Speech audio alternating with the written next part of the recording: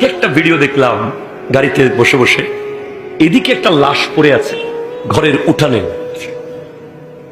আর এদিকে বিয়ে বাড়িতে বিয়ে চলতেছে, মানে বিয়ে বাড়ির ভেতরে লাশ, লাশটাকে কাফন পরিয়ে খাটে রেখে দেওয়া হয়েছে। সবাই বিয়ে খাচ্ছে, মেহমান আসতেছে, মেহমান যাচ্ছে, উপহার দিচ্ছে, উপহার নিচ্ছে, জামাই আর বউ একে অপরের সাথে ছবি তুলতেছে, সব চলতেছে। আপনার লাশ পড়ে থাকবে, মানুষের কাজ বন্ধ হবে না। কথা জোরে বলে না, ঠিক কিনা? দুনিয়া এত নিষ্ঠুর হয়ে যাচ্ছে প্রতিনিয়ত। এদিকে আপনার লাশ পড়া থাকবে, ওইদিকে দুনিয়া তার আপন কাজ করতে থাকবে। কেউ আপনার লাশের অপেক্ষায় তার কাজ ছেড়ে দেবে না। যদি দেয় সেটা স্পেশাল ব্যাপার, ওটার আশা করিয়েন, ওটা পাইলে আলহামদুলিল্লাহ, কিন্তু নিজেরটা নিজে করে যান।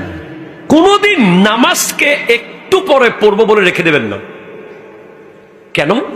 ধরেন নামাজের টাইমও আছে, সুযোগও থাকবে, ধরেন 10 মিনিট পরে আপনি পড়বেন, আর কি 9 মিনিটের মাথায় যদি আপনার জানটা কবজ হয়ে যায়, আল্লাহু আকবার। হতে পারে কি পারে না? যেটা বলেন না, পারে কি পারে না?